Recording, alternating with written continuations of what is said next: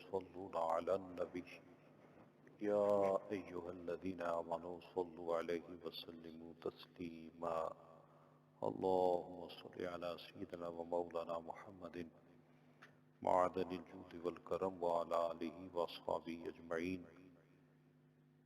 برادران اسلام، عزتوں کے لائق خواتین اسلام، الحمدللہ اللہ رب العالمین کا فضل کرم رحمت، جو بھی نیکی میسر آئے، سجدوں کی کثرت نصیب ہو جائے، تلاوت قرآن پاک کی جائے، کوئی تسبیحات پڑھنے کا موقع نصیب ہو جائے تو پھر بھی کریم رب کے حضور شکر کے کلمات ادا کرتے رہنا چاہیے کہ اس نے کرم فرمایا، کچھ دیر غفلت دور کر کے ہمیں اپنے ذکر کی توفیق عطا فرمائی۔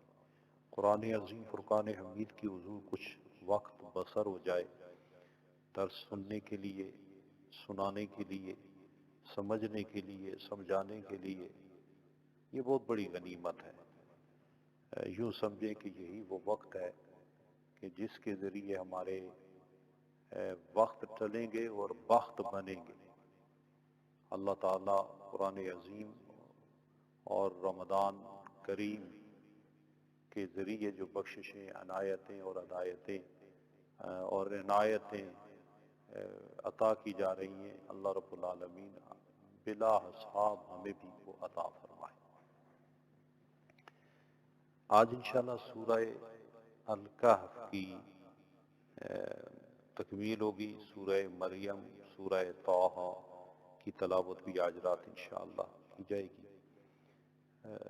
سورہ الکہف اصحاب کہف کے نام سے، اس میں چونکہ غار والوں کا ذکر ہے، ان خدا والوں کا ذکر ہے، اور وہ دین ایمان کی حفاظت میں اپنے آپ کو اپنے شہر والوں سے بچاتے ہوئے غار میں جا کر جب ڈیرے لگانے کا فیصلہ کر لیا تو اللہ رب العالمین نے انہیں پھر کیا کرم کیا کہ انہیں اللہ رب العالمین نے وہاں ہی ان کے سونے کا انتظام ایسا فرمایا کہ وہ سینکڑوں سال وہاں سوئے رہے، اور جب کہیں آنکھ کھلی تو آپس میں وہ سوال کرنے لگے، قال قائل منہم کم لبثتم، ایک جو اٹھا وہ پوچھنے لگا کہ کتنا دیر ہم یہاں ٹھہرے رہے، قالوا لبثنا یوما او بعض یوم، ہم تو بس یہاں ٹھہرے دن، بلکہ دن کا کچھ حصہ۔ اللہ رب العالمین نے فرمایا نہیں، تمہیں بڑا عرصہ یہاں گزرا ہے۔ اس سے دیکھیے خدا کی قدرت کا اظہار ہوتا ہے کہ اللہ رب العالمین نے اپنے ان بندوں کو ایسی نیند بھی موت کی بہن ہے نا، ایسی تاریکی کہ وہ سینکڑوں سال وہاں سوئے رہے، لیکن آنکھ کھلی تو انہیں ایسا لگا کہ گویا انہوں نے بس کچھ تھوڑا سا وقت گزارا ہے، دن یا دن کا بھی کچھ حصہ۔ لیکن اللہ رب العالمین کے اپنے خاص کرم میں کہ اس نے ان اپنے بندوں کو اسی غار میں ایسی حفاظت دی، ایسی حفاظت دی، ایسی راحت دی، ایسا سکون دیا، ایسا چین دیا کہ جب وہ اٹھے تو انہیں محسوس ہی نہیں ہوا کہ کتنا عرصہ لگا ہے، کتنا وقت گزر گیا ہے۔ تو اس سے یہ پتہ چلا کہ اللہ رب العالمین اگر اپنے بندوں کو غار میں حفاظت دے سکتا ہے، اور تو وہ اپنے مقبول بندوں کو قبر اور مزار میں بھی راحت اور زندگی دے سکتا ہے۔ وہ قادر مطلق ہے، الحی القیوم ہے، وہ اپنی نگہبانی اور قائم رکھنے اور زندہ رکھنے کی قدرتیں دکھاتا رہتا ہے۔ جی ماں کے پیٹ میں دیکھیں نا، بچہ زندہ رہتا ہے، زندگی کی نوعیت جدا ہوتی ہے، پیدا ہوتا ہے، ہوتا زندہ ہے، زندگی کا انداز جدا ہوتا ہے، مرے گا قبر میں چلا جائے گا، زندگی ہوگی لیکن زندگی کی نوعیت جدا ہوگی۔ لیکن ہر جگہ اللہ ہی کی قدرت اور اس کی شان واضح ہو رہی ہے۔ وہ چاہے تو ماں کے پیٹ میں زندہ رکھتا ہے، وہ چاہے تو زمین کے اندر زندہ رکھتا ہے، وہ چاہے تو غار میں زندہ رکھتا ہے، وہ چاہے تو مزار میں زندہ رکھتا ہے، وہ قادر مطلق ہے۔ آج دیکھیں یہ تو ہمارا ایمان ہے نا، لیکن آج دیکھیں کئی قبریں سوشل میڈیا کا دور ہے، پرانی سی پرانی کئی قبریں جب اکھیڑی گئیں جناب، اندر جسم بھی سلامت ہے، کفن کو بھی جناب گھر تک نہیں لگی۔ حالانکہ ہمارا تو ایقان ہے، ہمارا تو یقین ہے کہ شہید زندہ ہیں، اللہ کے مقبول ولی جو اللہ کے عشق اور محبت میں اپنی زندگی گزار جاتے ہیں، اللہ انہیں بھی زندگی دیتا ہے، انہیں بھی شان دیتا ہے، ان کے بھی کفن میلے نہیں ہوتے ہیں۔ لیکن یہ ایمان ہے، لیکن اب چونکہ مختلف جگہ سے کئی دفعہ ایسی شہادتیں آ جاتی ہیں، کئی اولیاء کاملین کی کشمیر میں دیکھیں قبریں اکھیڑی گئیں، ان کو دوسری جگہ دفن کیا گیا، جسم بھی سلامت ہے اور کفن بھی سلامت ہے۔ جی آئے روز کوئی نہ کوئی عرصے کے بعد ایسا واقعہ نمودار ہو جاتا ہے جس سے تصدیق ہوتی ہے۔ تصدیق تو ہماری اللہ کے کلام پر ہے، جی نبی پاک علیہ الصلوۃ والسلام کے فرمان پر ہے۔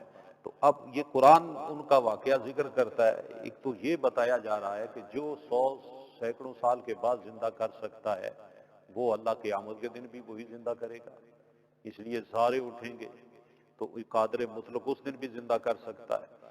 پھر اللہ رب العالمین ہے کہ ان مقبول بندوں نے نارمل زندگی گزارنی، باہر آئے، کھانا پیا، اس کے بعد پھر ان پر موت طاری ہو گئی، اسی غار میں موت طاری ہوئی۔ پھر لوگوں نے وہاں کیا کیا، اس قریب ہی ان اللہ والوں کے جہاں مزار بن گئی ہے، اب غار جو ہے وہ مزار بن گئی ہے، اور وہاں ہی لوگ آ کے کہنے لگے کہ اب کیا جائے، کہ آپس میں جھگڑنے لگے، کچھ کہنے لگے کہ یہاں اس کو دیوار بنا دی جائے، بند کر دیا جائے، کچھ کہنے لگے کہ نہیں ایسا نہیں ہونا چاہیے۔ قال الذین غلبوا علی امرہم لنتخذن علیہم مسجدا، بعض لوگ جو امر میں یعنی ان کی حکومت یا طاقت میں تھے، غلبے میں تھے، انہوں نے کہا کہ ہم ان کے جو غار ہے نا اس پر مسجد بنائیں گے، ہم ضرور یہاں مسجد بنائیں گے۔ اب غار جو اصحاب کہف کہ جو غار ہے اب وہ مزار بن چکی ہے، اور اس کے پاس مسجد، ہم مسجد ضرور بنائیں گے۔ تو پتہ چلا مزارات کے پاس مسجد بنانا یہ صرف امت محمدی علیہ الصلوۃ والسلام کا طریقہ نہیں ہے، پہلی امتوں میں بھی موجود تھا، وہ بھی ان کے پاس مزارات کے قریب مسجد بنا دیتے تھے۔ مسجد اس جگہ کو کہتے ہیں جہاں اللہ کو سجدہ کیا جی، یہ بھی قرآن سے بالکل واضح ہو رہا ہے۔ اور اس صورت پاک میں اللہ رب العالمین نے یہ بھی فرمایا کہ جو اللہ کے مقبول بندے ہیں، نیک بندے ہیں، ان کے ساتھ اپنا تعلق قائم رکھو۔ وَاصْبِرْ نَفْسَكَ مَعَ الَّذِينَ يَدْعُونَ رَبَّهُمْ بِالْغَدَاةِ وَالْعَشِيِّ يُرِيدُونَ وَجْهَهُ، اللہ فرماتا ہے ان سے مل کے رہیے، ان کے ساتھ رہیے، ان لوگوں کے ساتھ جو صبح و شام اللہ کریم کو پکارتے ہیں، یریدون وجہ، اس کی رضا چاہتے ہیں، رضا چاہتے ہوئے اس کا ذکر صبح و شام کرتے ہیں۔ ایسے لوگوں کے ساتھ اپنا تعلق قائم رکھیں، ان سے مل کے رہیں، کیونکہ ایک صحبت، اچھے لوگوں کی صحبت اچھا بناتی ہے، برے لوگوں کی صحبت برا بناتی ہے۔ صاف ظاہر ہے کہ بد عمل بد عقیدہ کے ساتھ رہو گے تو وہی رنگ چڑھ جائے گا۔ اس لیے چونکہ اللہ کے مقبول بندے جو اس کے عشق اور محبت میں، ذکر اذکار میں موجود رہتے ہیں، تو ایسے مقبول و محبوب لوگوں کی سنگت و صحبت اختیار کرنی چاہیے، کیونکہ اچھے لوگوں کی صحبت جو ہے نا، اللہ رب العالمین دوسرے مقام پہ فرماتے یا ایھا الذین آمنوا اتقوا اللہ وکونوا مع الصادقین، اے ایمان والو اللہ سے ڈرتے رہو اور سچے لوگوں کے ساتھ رہو۔ یہ ساتھ رہنا جو ہے یہ بہت بڑی غنیمت ہے۔ صحبت جو ہے وہ اپنا اثر دکھاتی ہے۔ اب اسی صورت میں دیکھیں اس کتے نے اللہ والوں کی صحبت اختیار کی ہے۔ سیقولون ثلاثۃ رابعہم، وہ کہتے ہیں تین وہ تھے اور چوتھا ان کا کتا۔ ویقولون خمسۃ سادسہم کلبہم رجما بالغیب، جی وہ کہتے ہیں کہ پانچ ہیں اور چھٹا ان کا کتا، وہ کہتے ہیں سات ہیں اور آٹھواں ان کا کتا۔ یہ ان کا ذکر ہو رہا ہے، اور کلبہم کر کے اس کا ذکر کیا جا رہا ہے۔ تو بنی اسرائیل کے ولیوں کے ساتھ کتا لگا ہے، اس کتے کا ذکر بھی اللہ کے کلام میں آ گیا ہے، اور بعض روایت میں آتا ہے کہ وہ جنت میں بھی جائے گا، جی انسانی شکل ہو یا جس طرح رب کی شان ہے اس کو لے جائے۔ مختلف تفاسیر والوں نے مختلف صورتحال لکھی ہے. اب دیکھیں کہ 100 کر کے نبی پاک صلی اللہ علیہ وسلم کا امتی گناہگار سے بڑا گناہگار ہی ہوگا نا. تو اگر کتے سے نجس تو کوئی بھی نہیں ہے. نجس مخلوق اگر پاکوں کے ساتھ لگ جائے تو اللہ اس کو بھی محروم نہیں کرتا. ہم گناہگار لوگ کسی اللہ والے کے ساتھ لگ جائیں گے، اللہ ہمیں بھی محروم نہیں کرتا. اس لیے اللہ والوں کی سنگت و صحبت یہ سچائی کی علامت ہے. اور یہ یاد رکھیں، اللہ کے مقبول بندوں کے ساتھ رہنا، ان کی معیت اختیار کرنا اور ان کے بتائے ہوئے اوراد و وظائف پڑھتے رہنا، یہ وہ نعمت ہے جس سے ایمان مضبوط ہوتا ہے. اعمال میں اللہ رب العالمین جو ہے وہ تقویت دیتا ہے اور قبولیت دیتا ہے.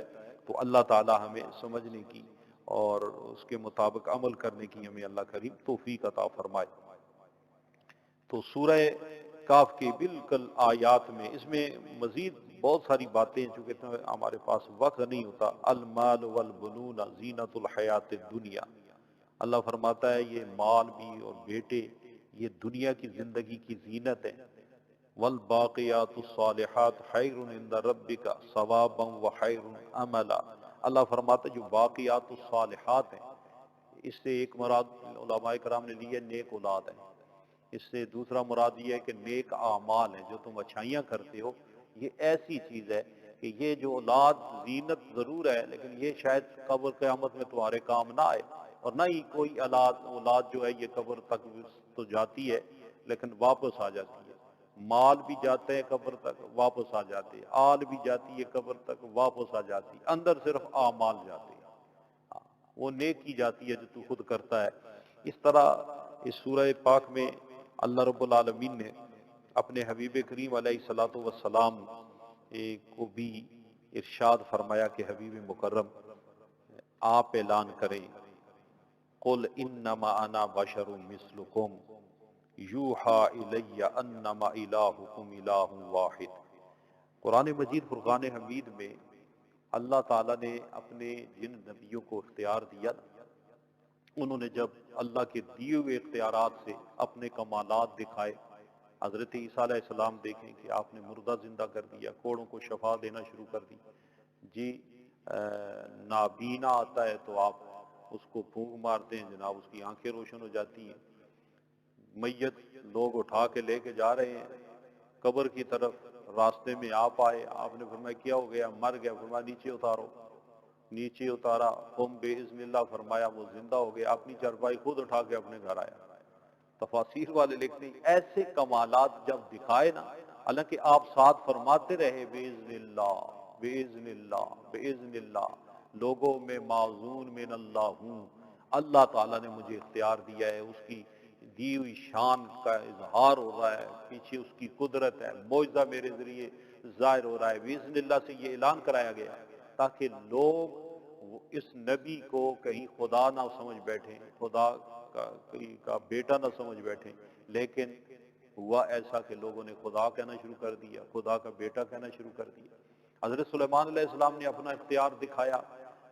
جی آپ کے ایک امت ہی نے بڑا وہ کمال دکھایا، آگے وہ صورت میں آئے گا. لیکن آپ ساتھ ہی فوراً فرماتے ہیں ھذا من فضل ربی، یہ میرے رب کا فضل ہے. تو اب آقا دو عالم علیہ الصلوۃ والسلام تو سارے نبیوں کے سردار ہیں، وہ تو چند معجزے لے کے آئے. حضرت عیسیٰ علیہ السلام نا، نبی پاک علیہ الصلوۃ والسلام تو سراپا معجزہ ہے، یہ تو سراپا معجزے ہیں. اور ان کی شان کا عالم تو یہ ہے، یہ انگلی اٹھائیں تو چاند دو ٹکڑے ہو جاتے ہیں. یہ پانی نہ ملے تو مشکیزے میں برتن میں ہاتھ رکھے تو پانی سے کی نہریں انگلی سے جاری ہو جاتی ہیں. 1400-1500 صحابہ کرام اس کو استعمال فرماتے ہیں. جی یہ درخت کو حکم دیں تو وہ دوڑا ہوا آتا ہے. یہ صحرا میں ویرانے میں چلیں تو جو سامنے درخت آتا ہے سلام کہتا ہے، پتھر ہیں تو سلام پڑھتے ہیں. جی یہ تو زمین پر بیٹھ کے عرش بری کی خبریں سناتے ہیں. ان کے کمالات کا عالم تو یہ ہے کہ یہ جس خشک تنے سے ٹیک لگائیں نا، ٹیک لگائیں، اس کو بھی جان بھی مل جاتی ہے اور زبان بھی مل جاتی ہے. اس تنے حنانہ روتا ہے وہ. مردہ تو وہ ہوتا ہے نا، مردہ زندہ کرنا وہ ہوتا ہے کہ جس میں جان ہوتی ہے چلی جاتی ہے، اس کو واپس لٹایا جاتا ہے. یہ حضرت عیسیٰ علیہ السلام کا کمال ہے۔ نبی پاک علیہ الصلوۃ والسلام تو مردہ نہیں، جس میں جان ہوتی ہی نہیں ہے اس کو جان دے دیتے، اس کو زبان مل جاتی ہے۔ تو آقا علیہ الصلوۃ والسلام کے یہ معجزات دے کے ہو سکتا ہے کہ امت کسی افراتفری میں پڑ جائے، بے یقینی میں پڑ جائے، تو رب نے فرمایا حبیب مکرم تو اعلان کر، اپنے آپ سے الوہیت کی نفی کر، یہ بتا کہ میں جو سب کچھ کر رہا ہوں میرے پاس میرا ذاتی لحاظ سے کچھ نہیں ہے، میں ذاتی لحاظ سے اپنے نفع و نقصان کا مالک بھی نہیں ہوں، میں از خود غیب جاننے والا بھی نہیں ہوں۔ یہ حبیب کریم کو حکم ملتا ہے کہ آپ لوگوں کو بتائیں، لوگوں کو سمجھائیں اور لوگوں کو اس حقیقت کا اظہار کریں کہ میں مستقل بالذات نہیں ہوں، ذاتی لحاظ سے میرے پاس اختیار نہیں ہے، ذاتی لحاظ سے میرے پاس علم نہیں ہے، ذاتی لحاظ سے میرے پاس کوئی ایسی شان نہیں ہے، جو کچھ میرے پاس ہے تو یہ میرے اللہ کا عطا کرتا ہے، تاکہ لوگوں کی توجہ اس طرف نہ آئے جس طرح کی پہلی قوم گمراہ ہو گئی۔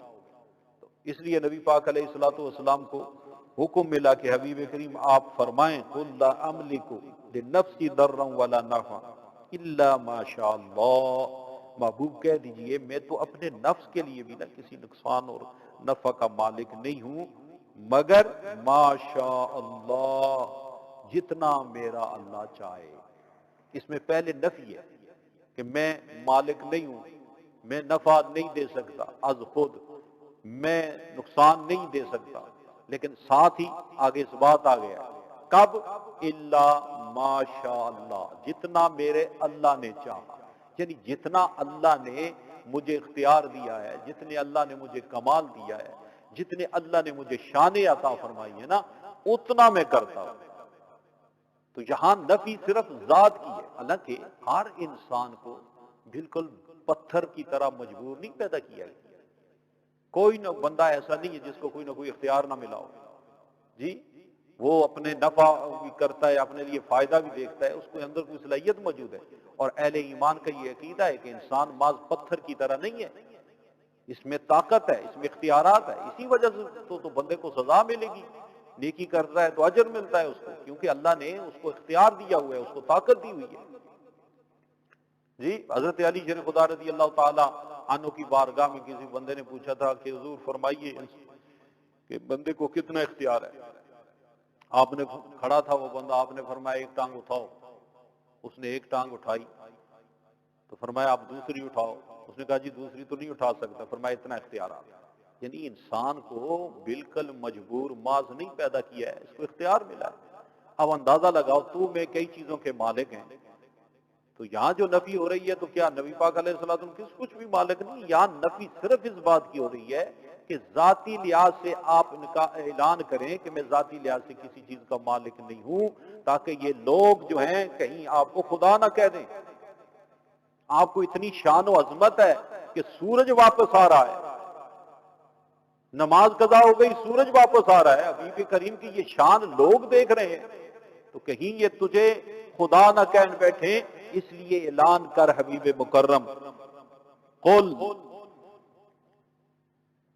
انما انا بشر مثلکم، میں تو تمہاری طرح بشر ہوں، یوحا الی انما الہکم الہ واحد۔ اس لیے یہاں جو باخبر قسم کے مترجم ہیں انہوں نے یہاں اس کی وضاحت کی ہے کہ بے شک میں ظاہری طور پہ تمہاری طرح بشر ہوں، یعنی میں بھی بشر ہوں، فرشتہ نہیں ہوں، میں بشر ہوں تمہاری طرح، یوحا الی انما الہکم الہ واحد، وحی کی جاتی ہے میری طرف، انما الہکم الہ واحد، کہ تمہارا الہ واحد ہے۔ اس یہاں نفی کیا ہو رہی ہے کہ میرے پاس وحی کی گئی ہے اور میں تمہاری طرح ہی بشر ہوں، اس لحاظ سے کہ نہ میں خدا ہوں اور نہ تم خدا ہو، نہ خدا تم ہو نہ میں ہوں، اور ہمارا خدا ایک ہے، اس لیے میں تمہاری طرح بشر ہوں، میں بھی بشر ہوں، یعنی میں الہ نہیں ہوں، میں خدا کا بندہ ہوں۔ یہاں بات یہ سمجھائی جا رہی ہے، یہاں حقیقت یہ بتائی جا رہی ہے کہ میں نبی ہوں، رسول ہوں، اللہ کا بندہ ہوں، میرے پاس جو کچھ ہے اسی کا عطا کرتا ہے، ذاتی لحاظ سے میری کوئی شان میری نہیں ہے، میرے کو جو کچھ بھی دیا ہے میرے رب نے دیا ہے۔ اور پھر فرمایا کہ اب دیکھیے نا، وحی کا ہونا، وحی کی صلاحیت یہ کوئی معمولی صلاحیت ہے؟ نبی وہ ذات ہوتی ہے جو اللہ کی وحی کو وصول کرتی ہے، تو وحی کا وصول کرنا اور جو ذات یہ وصول کرے وہ عام بشر ہوتا ہے۔ نبی کی ذات، نبی کی شان، نبی کا جسد ظاہری بھی کسی لحاظ سے بھی عام انسان کی طرح نہیں ہے۔ عام انسان شر بشر 1/3 سے شر، اور نبی ہر شر سے پاک، ہر عیب سے پاک، ہر نقص سے پاک۔ انسان میں کئی ایسی ہیں، انسان عام نبی کی کو اگر عام انسانوں میں لے آؤ تو یہ تو گستاخی ہے، بے ادبی ہے۔ کسی کے ذہن میں کیا جی ہماری طرح ہی نبی ہیں، ان کے بھی 2 کان ہیں، ہمارے بھی 2 کان ہیں، ان کی بھی 2 آنکھیں، ہماری بھی 2 آنکھیں۔ وہ آنکھیں تو ہیں لیکن تیری آنکھ میں تجھے کیا نظر آتا ہے؟ وہ تو وہ ذات ہے جو جس آنکھوں سے کائنات کو بھی دیکھتے ہیں اور خدا کو بھی دیکھتے ہیں۔ وہ کیسی آنکھ؟ کان تیرے بھی ہیں، کان میرے بھی ہیں، لیکن نبی پاک علیہ الصلوۃ والسلام تو فرماتے ہیں اسمع ما لا تسمعون، میں اس کان سے وہ سنتا ہوں جو تم نہیں سنتے۔ جی نبی پاک علیہ الصلوۃ والسلام کا وجود بے مثل ہے، بشر ہیں، بے مثل بشر ہے، ہماری طرح بشر نہیں ہے۔ رسول کو اللہ خاص عنایتیں عطا فرماتا ہے، تو یہاں جو عذرائے تواضع اور اپنے آپ سے الوہیت کی نفی کرنے کے لیے اللہ رب العالمین نے حکم ارشاد فرمایا ہے، اس کا مقصد صرف اتنا ہے کہ نبی پاک علیہ الصلوۃ والسلام خدا نہیں ہے، جس طرح ہم خدا نہیں ہیں وہ بھی خدا نہیں ہے، خدا اللہ وحدہ لا شریک ہے اور وہ اللہ کے بندے ہیں۔ اس عقیدے کو واضح کرنے کے لیے کچھ آیات میں علم ذاتی کی نفی ہے، کچھ آیات میں ذاتی لحاظ سے نفع و ضرر کی نفی ہے، اور کچھ جس آیات میں اللہ تعالیٰ نے نبی پاک صلی اللہ علیہ وسلم سے فرمایا آپ فرمائیں کہ میں تمہاری طرح بشر ہوں۔ اللہ یہ خطاب بھی کافروں کے ساتھ ہو رہا ہے کہ ان کافروں کو بتاؤ کہ میں تمہاری طرح بشر ہوں، مجھ سے دور نہ بھاگو، میرے قریب آؤ، میری بات سنو، میں بھی تمہاری طرح انسان ہوں۔ چونکہ ہر نبی انسان تو ہے، بشر تو ہے، تو بلایا جا رہا ہے کہ تم میرے پاس آ کے میری بات تو سنو۔ باقی اگر آپ بخاری شریف پڑھیں، مسلم شریف کو دیکھیں تو نبی پاک صلی اللہ علیہ وسلم نے روزے رکھنے شروع کر دیے وصال کے۔ وصال کا روزہ وہ ہوتا ہے کہ جس میں افطاری کی نہیں جاتی، نہ افطاری نہ سحری، ایک روزہ ختم نہیں ہوا دوسرا شروع۔ نبی پاک علیہ الصلوۃ والسلام نے چند دن روزہ رکھا، صحابہ کرام کو پتہ چلا کہ نبی پاک علیہ الصلوۃ والسلام روزے رکھ رہے ہیں وصال کے، انہوں نے بھی روزے شروع کر دیے۔ 2-3 دن گزرے، جناب زردی چھا گئی، کمزوری آ گئی، بیٹھتے ہیں تو اٹھ نہیں سکتے، چلتے ہیں تو چل نہیں سکتے۔ نبی پاک علیہ الصلوۃ والسلام نے پوچھا ہے تمہارا کیا حال بنا ہوا ہے، یہ کیا کیا ہے تم کر رہے ہو؟ تو عرض کی یا رسول اللہ ہم بھی روزے رکھ رہے ہیں جس طرح آپ روزے رکھتے ہیں۔ تو اب نبی پاک صلی اللہ علیہ وسلم نے صحابہ کرام سے مخاطب ہو کے کیا فرمایا؟ ایکم مثلی، تم میں میری مثل کون ہے؟ اب دیکھو کافروں سے قرآن میں حکم مل رہا ہے محبوب کہہ دو ان کو انا بشر مثلکم، کہ میں تمہاری طرح بشر ہوں، اور جب وہی نبی صحابہ کرام سے مخاطب ہوتے ہیں تو ان سے فرماتے ہیں ایکم مثلی، تم میں میری مثل کون ہے؟ یہ بخاری اور مسلم شریف میں یہ حدیثیں موجود ہیں۔ اور دوسری روایت میں آتا ہے کہ تم میں تمہاری طرح نہیں ہوں، ابھی تو یطعمنی ربی ویسقینی، کہ میں تو اپنے رب کے پاس ہوتا ہوں، وہ مجھے کھلاتا بھی ہے، وہ مجھے پلاتا بھی ہے، تم میں سے کون ہے میری مثل؟ میں تمہاری طرح نہیں ہوں۔ اب ایک صحابی نے بھی اٹھ کے عرض نہیں کیا یا رسول اللہ آپ بھی تو ہماری طرح ہی ہیں، کھاتے پیتے اٹھتے بیٹھتے رشتہ داری چلاتے، کسی ایک صحابی نے نہیں ہے۔ کیا انہیں قرآن کی سمجھ نہیں آئی؟ صحابہ کرام رضوان اللہ تعالی علیہ جب بھی بولتے ہیں تو یا رسول اللہ کہتے ہیں، اور آپ کی پسینے کی خوشبو لیتے ہیں۔ یہ وہ جانتے تھے کہ نبی پاک علیہ الصلوۃ والسلام بحیثیت انسان نبی ہیں، لیکن یہ انسانوں کی طرح نہیں ہے، ان کی شان عظیم تر ہے، ان کا جسد مبارک، نبی پاک علیہ الصلوۃ والسلام دھوپ میں چلتے ہیں جناب تو سایہ نہیں ہے، نبی پاک علیہ الصلوۃ والسلام کے جسد پاک پہ کبھی مٹی نہیں بیٹھی، نبی پاک صلی اللہ علیہ وسلم جس گلی محلے سے گزر جائیں کئی دن اس گلیوں سے نبی پاک کی خوشبو آیا کرتی جی۔ نبی پاک علیہ الصلوۃ والسلام کو اللہ نے یہ شان و عظمت عطا فرمائی، تو اللہ رب العالمین فرماتا ہے حبیب مکرم آپ یہ اعلان فرمائیں تاکہ آپ سے لوگوں کا کوئی غلط عقیدہ منسوب نہ ہو جائے۔ اللہ کے نبی پاک صلی اللہ علیہ وسلم نفع دیتے ہیں یا نہیں دیتے، لوگ عجیب بات شروع کی، وہ نفع نہیں دے سکتے، وہ فائدہ کچھ نہیں دے سکتے۔ اب خدا کے بندو، جو جنت میں لے کے جائے فائدہ ہے کہ نہیں؟ جو جہنم سے بچائے وہ فائدہ ہے کہ نہیں؟ اور نبی پاک علیہ الصلوۃ والسلام کل محشر کے دن بلا کے شفاعت کر کے جنت میں لے کے جائیں گے، اس نفسا نفسی کے عالم میں یہ فائدہ ہے کہ نہیں؟ اور آج تو میں جو کلمہ پڑھتے ہیں یہ کس کی طرف سے آیا ہے؟ تو نبی پاک علیہ الصلوۃ والسلام آپ کے انکار سے نقصان بھی ہوتا ہے اور آپ کی ذات سے فائدہ ملتا ہے۔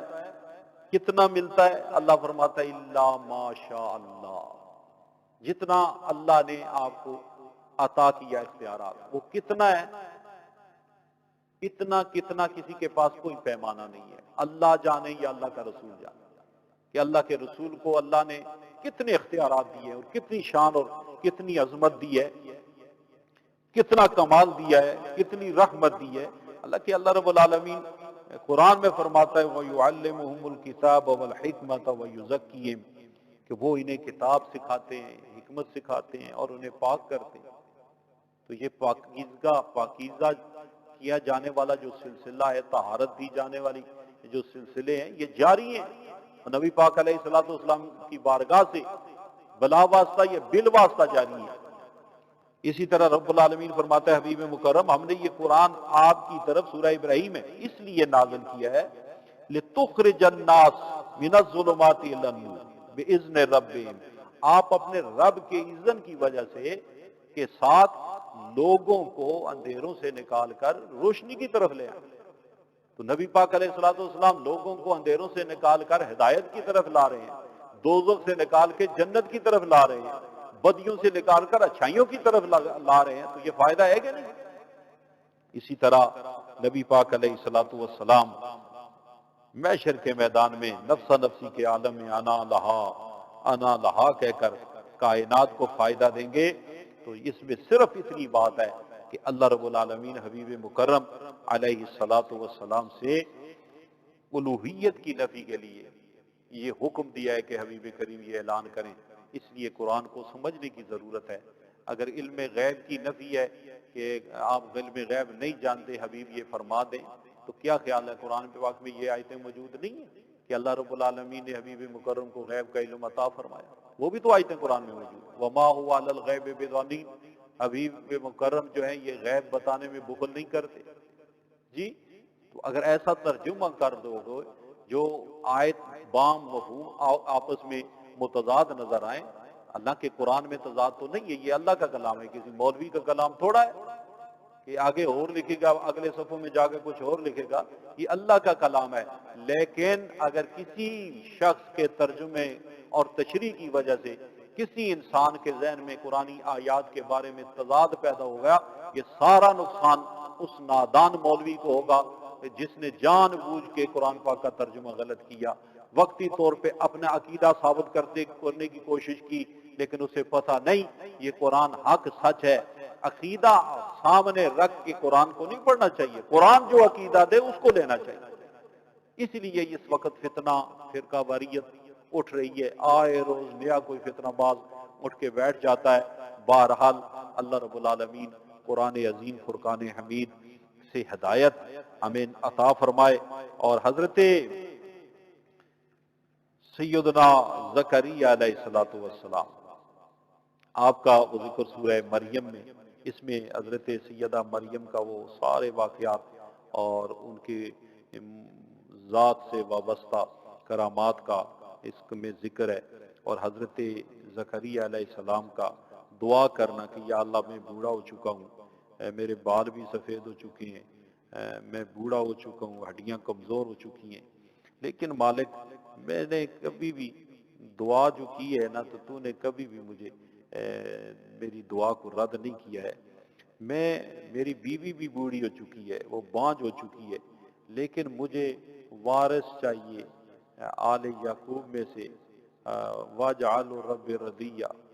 تو یہ دعا مانگی وہاں جہاں حضرت سیدہ مریم رضی اللہ تعالی عنہ موجود تھی، جہاں وہ ذکر اذکار میں موجود تھی، اور وہاں ہی دعا مانگی۔ قرآن کہتا ہے کہ جیسے ہی وہ دعا انہوں نے مانگی تو اللہ تعالیٰ نے یا زکریا انا نبشرک بغلام اسمہ یحییٰ، اللہ کریم نے اسی جگہ پہ کرم فرمایا اور آواز آئی کہ اے زکریا ہم تجھے ایک بیٹے کی خوشخبری دیتے ہیں اور اس کا نام یحییٰ ہوگا۔ تو اس سے یہ بھی پتہ چلا کہ اللہ رب العالمین کی ہاں اس کی قدرت کاملہ ہے۔ اب یہ بوڑھے ہیں، عمر کا حصہ وہ نہیں ہے جس میں اولاد ہوتی ہے، لیکن اللہ تعالیٰ نے انہیں اولاد عطا فرمائی۔ اور اس سے یہ بھی پتہ چلا کہ اولاد کے لیے دعائیں مانگنا یہ پیغمبروں کی سنت ہے، اور بچے کے لیے دعا مانگنا اپنا حالانکہ ان کی وراثت یہ نہیں ہے کہ یہ بہت بڑے لینڈ لارڈ تھے جی، ان کے بڑے بڑے باغات تھے اور ان کی اس کی فکر تھی، اس کی فکر نہیں تھی، یہ وراثت علمی وراثت تھی، نبوی وراثت تھی، کیونکہ نبی تو اپنے بعد کسی کو وراثت نہیں پاتا اپنے مال جائیداد کا۔ یہ وراثت ہے کون سی؟ جو نبوت والی وراثت ہے۔ یہ چاہتے تھے کہ میرا کوئی نائب ہو اور اس میں بھی یہی نبوت والے جو خصائل ہیں اللہ اس کو بھی عطا کرے، تو اللہ رب العالمین نے وہ بیٹا عطا فرمایا جو آپ کے بعد وہ بھی نبی ہوئے، حضرت یحییٰ علیہ السلام۔ اس طرح اللہ رب العالمین نے حبیب کریم علیہ السلام کی امت میں یہ واقعات بیان کر کے ان کو متوجہ کیا۔ اسی سورہ کہف جو ہے اس میں ماشاءاللہ قرآن پاک حروف کے اعتبار سے نصف ہوتا ہے، اور اس میں ایک مزید سورہ مریم کی طرف توجہ دلائی گئی کہ کچھ لوگ فخلف من بعدہم خلف اضاعوا الصلاۃ واتبعوا الشہوات فسوف یلقون غیا، یعنی نیکوں کی اولاد میں بد پیدا ہونا، برے پیدا ہونا۔ یعنی بزرگ تو بڑے کامل اکمل مکمل تھے، اللہ نے ان کو بڑا شرف دیا ہے۔ قرآن میں ذکر کیا ہے کہ بعد میں کچھ ایسے لوگ پیدا ہوئے کہ جو ناخلف تھے، یعنی وہ اپنے بزرگوں کے طریقے کو بھی چھوڑ گئے، دین کو بھی چھوڑ گئے۔ ان کی نشانیاں بتائی گئی ہیں، اضاعوا الصلاۃ، وہ نماز ضائع کی، واتبعوا الشہوات، اور نفسانی خواہشات کو انہوں نے فالو کیا۔ تو اللہ فرماتا ہے عنقریب ان کو جہنم میں ڈالا جائے گا، مگر من تاب وآمن وعمل صالحا، ہاں جس نے توبہ کی، ایمان لے آیا، عمل صالح کیا، فاولئک یدخلون الجنۃ، پھر ان پر ظلم نہیں کیا جائے گا، ان کو جنت میں داخل کیا جائے گا جو اللہ نے اپنے بندوں کے ساتھ وعدہ کیا ہوا ہے۔ پھر جنت کی تذکرے آ رہے ہیں، اس کی عظمتیں بیان ہو رہی ہیں۔ تو یعنی یہ بتایا گیا کہ نبیوں کی اولادیں بھی، بزرگوں کی اولادیں بھی گمراہ ہو سکتی ہیں۔ جب گمراہ ہو جائیں تو پھر یہ نہیں ہے کہ جی جناب یہ بزرگ ہے۔ آپ اولاد میں دیکھیں کہ کئی لوگ گمراہ ہوئے ہیں، پیچھے ان کے نسل، لیکن اللہ نے انہی سے وعدہ کیا ہے عافیت کا بھی، عظمت کا بھی، جو صحیح راہ پر قائم رہے۔ اس لیے آج بڑے بڑے صالحین امت اولیاء کاملین جن کے مزارات ہیں، بڑا نام ہے، کرامات ہیں، دینی خدمات ہیں، آج ان کی اولادیں جو ہیں نہ نماز کا پتہ جی، نہ دین کا پتہ، نہ خلق کا پتہ، نہ انہیں تبلیغ و ارشاد کا پتہ، بس صرف اولاد ہیں اور اسی پہ مگن ہے جناب۔ لیکن اللہ فرماتا ہے کہ جو بزرگ ولی اللہ میرے پیاروں کی اولاد بھی اگر وہ ناخلف ہو جائے گی، ان کی راہ کو چھوڑ دے گی، نماز نہیں پڑھے گی اور شہوات کی طرف وہ چلی جائے گی، تو پھر ہم ان کو بھی جہنم میں داخل کریں گے، الیاذ باللہ۔ لیکن اللہ فرماتا ہے جو توبہ کر لے گا، نیک عمل کریں گے، تو پھر یہ بھی اعلان فرمایا کہ اللہ فرماتا ہے پھر ہم ان کو جنت میں داخل کریں گے۔ یعنی توبہ ہر لحاظ سے ضروری ہے۔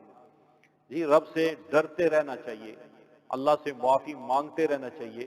صرف اس پہ فخر کرنا کہ جناب میں بزرگ کی اولاد ہوں، اس سے بیڑے پار نہیں ہوں گے۔ جی عمل کی ضرورت ہے، عمل سے زندگی بنتی ہے، جنت بھی جہنم بھی، یہ خاک کی اپنی فطرت میں نہ نوری ہے نہ ناری۔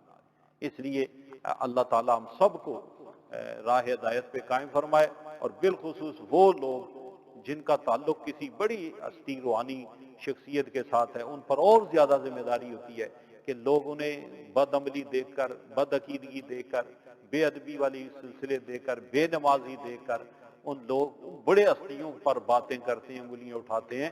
ان پر دوہری ذمہ داری ہوتی ہے کہ وہ صحیح راہ پر قائم دائم رہیں تاکہ کامیاب رہیں۔ اللہ تعالیٰ ہماری سستی کالی کو معاف فرمائے، راہ مستقیم پہ قائم اور قائم فرمائے، آمین۔ ہمارے ساتھی ہیں شیخ رشید صاحب، ان کے کزن ہندوستان میں اچانک فوت ہو گئے۔ تمام حضرات ان کی بخشش کے لیے بھی دعا فرماتے ہیں، آمین۔ اللہم صلی وسلم وبارک علی سیدنا محمد وآلہ واصحابہ اجمعین۔ اللہم ربنا تقبل منا انک انت السمیع العلیم۔ الہ العالمین گزرے ہوئے لمحات قبول فرما، نبی پاک علیہ الصلوۃ والسلام کے طفیل جو کمی کوتاہی رہ گئی اللہ معاف فرما۔ اللہ رب العالمین اس درس کو ماذ اپنے فضل و کرم سے قبول فرما، اس کا اجر قبر قیامت دنیا آخرت میں نصیب فرما۔ قرآن پاک سے جو ہدایت ملتی ہے جنہیں ان میں ہمیں شامل فرما۔ الہ العالمین اس نوجوان کی مغفرت فرما، جتنے بھی اہل ایمان دنیا سے جا چکے ہیں اللہ ان کی مغفرت فرما، جو جا رہے ہیں ان کی بھی مغفرت فرما۔ اس وبا بلا سے اللہ رہائی عطا فرما، مساجد کو دوبارہ پھر آباد فرما، ذکر اذکار کے سلسلے پھر قائم کرنے کی توفیق عطا فرما۔ الہ العالمین پریشانی دکھ تکالیف والے جتنے لوگ ہیں سب کے دکھ پریشانیاں دور فرما، سب کو رزق روزی میں وسعت عطا فرما، اپنا محتاج بنا، مخلوق کی محتاجیوں سے اللہ کریم محفوظ فرما۔ جتنے نیکیوں والے کام نصیب ہوتے ہیں اللہ ان پہ استقامت عطا فرما، نفس اور شیطان کی شرارتوں سے محفوظ فرما۔ یا رب بالمصطفیٰ بلغ مقاصدنا واغفر لنا ما مضى یا واسع الکرم برحمتک یا ارحم الراحمین۔ ماشاءاللہ۔